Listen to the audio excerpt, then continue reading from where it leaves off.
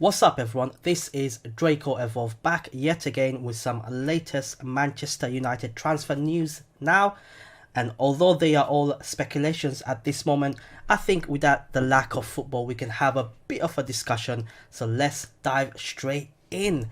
We've got today a potential news coming out, from Europe that Manchester United are interested in signing a midfielder and a winger from Spain for a potential €100 million deal.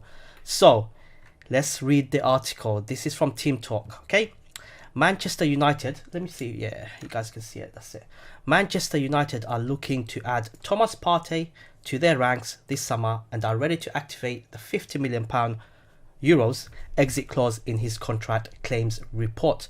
A report on Monday morning said United had a list of 10 potential transfer targets this summer, though the report neglected to name 2 stars, which, according to various sources, are also said to be of interest to Solskjaer.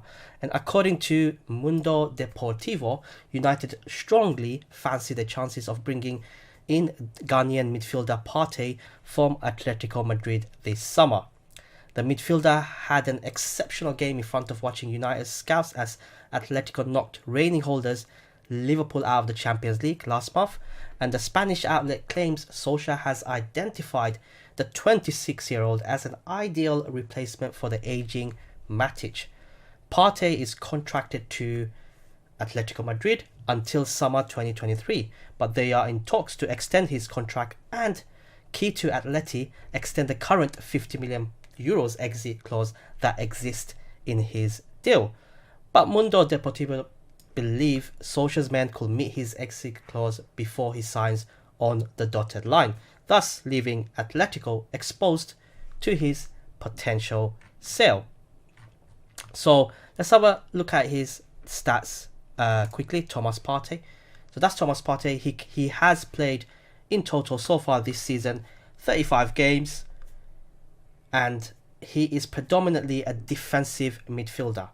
Now, for me personally, €50 million, that's I think around 45 million pounds for a defensive midfielder, a specialized defensive midfielder who clearly is a starting midfielder for Atletico Madrid, but a specialized defensive midfielder, a combative, strength-filled powerhouse in defensive midfield position.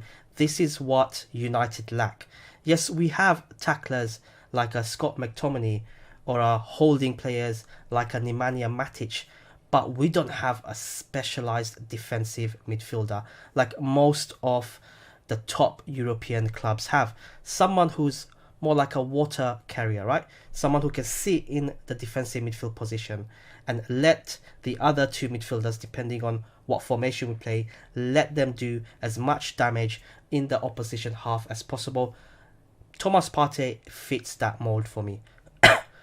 The pricing, if it is to be believed with the release clause, £45 million or so, is an absolute steal for someone who's been consistently performing at the highest level, who's had a fantastic game in a recent massive match against Liverpool, who's carried the water for the team in that position, 26 years of age, can clearly play in that position for many years to come, and someone who's also very experienced in that midfield position.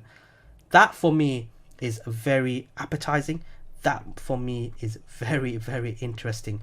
I'll be absolutely honest with you guys, I have not seen Thomas Partey at all this season for Atletico Madrid, but from reading from a lot of fellow YouTubers, what they're saying, from articles to the pundits, and the recent performance I watched against Liverpool, both legs that is, he looks like a really good deal for us, considering a potential release clause of £45 million.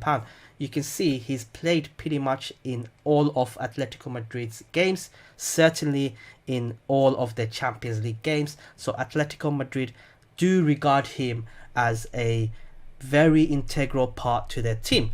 Now, obviously the reports are also claiming that Atletico Madrid are trying to get Thomas Partey to sign a new contract, extend the contract, but most importantly, get rid of the 50 million euro clause that is actually in his contract. And fair play to them, why not? That could be a stumbling block that could probably potentially, in a good way, force United's hands to kind of go ahead and activate that release clause ASAP before Atletico Madrid can really sit down and have a discussion with Thomas Partey. If we activate that clause, the club has no choice but to let us speak to him. As long as we can speak to him and sell us our project, I'm sure someone in the mold of Thomas Partey will be very interested. We'll have a chance to basically get him in the club. It's as simple as that.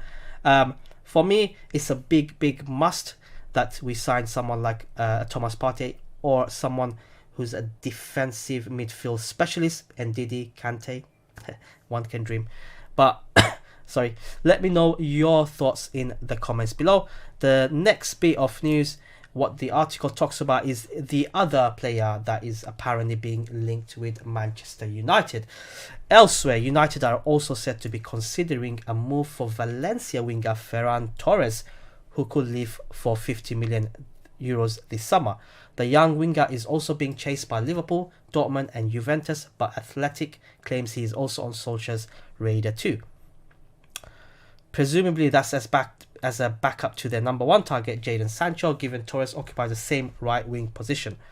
Torres has a 100 million euros exit clause in his deal, but with his contract due to expire in the summer 2021, Valencia face the prospect of selling him for much less this summer and are set to be open to a deal in the region of 50 million euros. So I have never heard of Ferran Torres apart from the name Torres, but for someone that is valued at that much, whose contract is going to expire next season, who potentially can go for free next season unless Valencia decide to cash in, I'm not sure about him. So let me explain. I think what Athletic are doing is they're using United, they're adding United in the mix because they know United is going to spend, but they are adding United into the mix to potentially drive the price up. Excuse me. For me, it does not make sense for us to be potentially spending another 50 million euros, or depending on how desperate we are, 100 million euros, for a right winger who we already have. Dan James is in there. Yes, he can come in and kind of interchange with Dan James, but with all the Jadon Sancho stuff going around recently, I'm not quite sure where Ferran Torres will fit in. Assuming we sign Jadon Sancho, where does that leave Ferran Torres if we do end up signing him? It's just, I think that part of it is paper talk, is purely just trying to drive the price up or getting clicks, etc, etc. I wouldn't look too much into this part of news.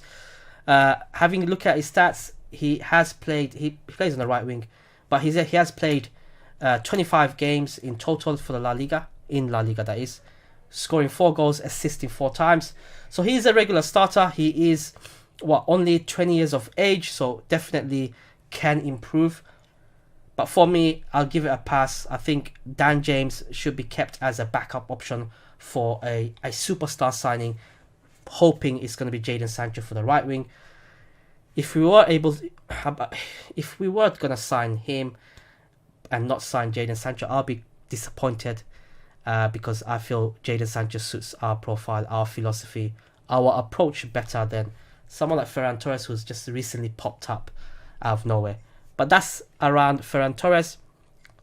Harry Kane. So I've been reading a lot of news articles last few days, and apparently Harry Kane has opened the door for a potential move away from Tottenham Hotspur, and Tottenham Hotspur are potentially looking to cash in on him, but only for around £200 million. So I'll read you out the article. They don't have the intention to sell. Let me see. Tottenham Hotspur have no intention of letting striker Harry Kane leave the club this summer and will not sell to a domestic rival. Kane signed a 6-year contract with Spurs in June 2018. Last month, he said he will not stay at the North London club just for the sake of it, and there are reports Daniel Levy will be open to selling him for about £200 million. Manchester United are long-term admirers of the England captain. Tottenham were one of the first Premier League clubs to furlough staff in response to the pandemic, with Levy warning that people need to wake up to the enormity of the crisis. There are suggestions that because of the financial worries, Levy will sanction Kane's sale if the fee was in the region of a world record £200 million. Paris Saint-Germain paid Barcelona to sign Brazil forward Neymar in 2017. However, there is uncertainty over the summer transfer given the present shutdown of football across Europe, with all the major clubs facing a financial headache. So there you have it. That's the article talking about Harry. Thank you. I got my missus got me breakfast. How lovely of you. Thank you so much. But talking about Harry Kane, for me, I think it's a target that I would love to have. He's a number 9 position striker, a perfect number 9, near enough. He's got pedigree. He's British. He's got experience in the Premier League and the top. He's a leader. He can head the ball. He can cross. He can shoot. He has the lot, and he's entering pretty much his prime for a striker, for any player really. 26. However, I think £200 million is a lot to ask for a player, for any player that is. I don't care where you're from, who you are. £200 million I'll only spend on someone like Mbappe, who's 19, 20, who can improve immensely and who can give us more years than Harry Kane. But £200 million, yes, Spurs have a lot of problems around the financial situation, apparently, especially with the furloughing of the staff. But £200 million is something I feel will dent a lot of... it will dent everyone's transfer budget. So United apparently have around 150 to 200 million pounds to spend. If we're gonna drop all that in Harry Kane, it's gonna be a disaster for us. Also, I think Levy will milk every penny possible. We know that, everybody knows that in world football. And also, I think selling to a potential domestic rival, I think Levy will not exercise that. Harry Kane is going nowhere anytime soon. He signed a long-term contract stupidly. Don't know why he did that, knowing that Spurs are not kind of going anywhere. But that's my thoughts on Harry Kane. I would love to have Harry Kane, but not for £200 million. Definitely nowhere near £200 million. Will we get him? I don't think we'll get him. I think there will be here and there pokes of, all these murmurs, rumours, but I don't think anything will happen. But let me know your thoughts in the comments below, guys. Let me know what you think about all the news. So we talked about Ferran Torres, we talked about Thomas Partey, and ended the day on Harry Kane. I will be doing a live stream of Football Manager 2020 later on today, so stick by for that. It will be my continuation of Southall City Challenge, and yes, it will be in this challenge, not my gaming challenge, because I feel there needs to be some footballing gaming content coming in to this channel, considering the fact how slow everything else has been around the world. No football, so gotta bring something into this channel to keep everyone churning. But as always, guys, thank you all so much for your support. Catch you guys in the next upload, and stay farafari.